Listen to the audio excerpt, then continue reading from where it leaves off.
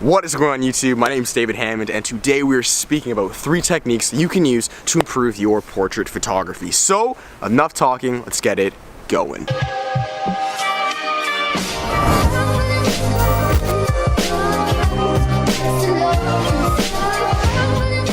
Alright, let's get straight to this. So the first technique that I wish I used earlier when taking portraits would be to shoot through things. Right, now what do I mean shoot through things?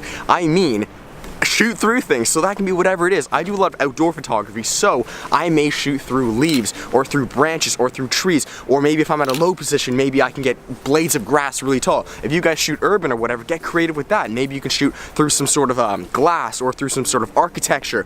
That's why people use prisms, or like literally like pieces of glass to put in front of the camera to shoot through it. Now, what's the point of this? Why do we want to shoot through things? 2 main reasons. 1, it adds a sense of depth, right? Now what do I mean is, if I have a piece of glass right here, right?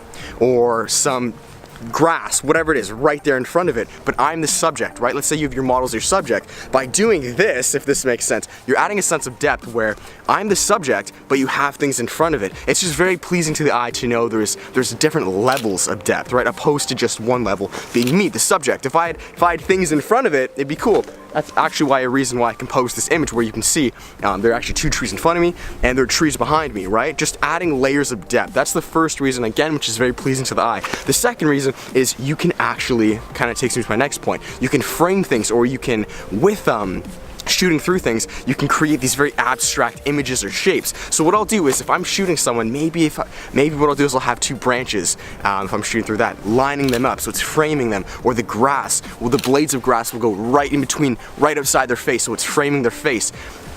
With prisms, maybe you can use it to frame their face, but the main 2 things, again, real quick, are to add a sense of depth and to have abstract images or objects which can frame your subject. Alright, the second technique to improve your portrait work would be to fill the frame, right? This is something I completely neglected in the beginning, and what I mean is to fill your frame. So if we have me, let's say there's a frame right here, you want, for the most part, your frame to be filled. You don't want there to be dead space, right? So if we have my frame right here, and let's just say I'm chilling way over here, right? All of this is just dead space, right? We want to fill everything. Now, you can fill it through a number of different ways. I can fill it through the subject or the model, so I can actually maybe reach my arms out, or what I've done with just to shoot a little while back, maybe get your model to kick his leg out, or keep your hands up here, or look out a certain way. Use your model to move around to fill your frame. Get as creative as you want, or you can use inanimate objects. You can use, this is where a lot of product work comes into place. You can use bags, you can use teapots, mugs, you can use boots, like, you don't even have to use products, you can use trees. Like, if I'm standing over here, then there better be something cool here. There better be like a stream, or a tree I want to frame right here. Things that just fill your frame. You don't want dead, empty space. For the most part, if you're going for that, then disregard everything I'm saying, but for the most part, you want your frame to be full, to make sense, and for everything to have a purpose there, right?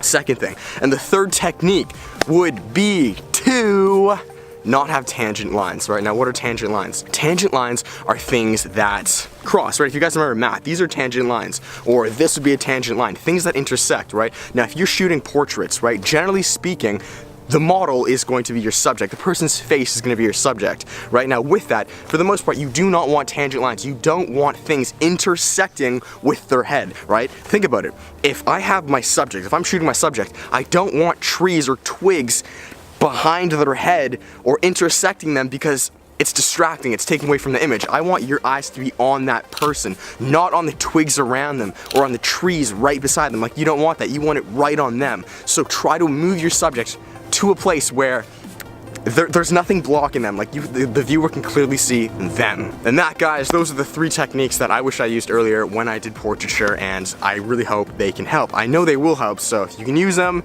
do it, for sure. Anyways, that is it, guys. I want to thank you for watching. If you liked the video, please give it a thumbs up. If you're new here, my name's David Hammond. I make videos all on outdoor photography and lifestyle. So I want to thank you for watching. Yeah, subscribe, give it a thumbs up, all that. I'll see you guys in the next one. Much love. Peace.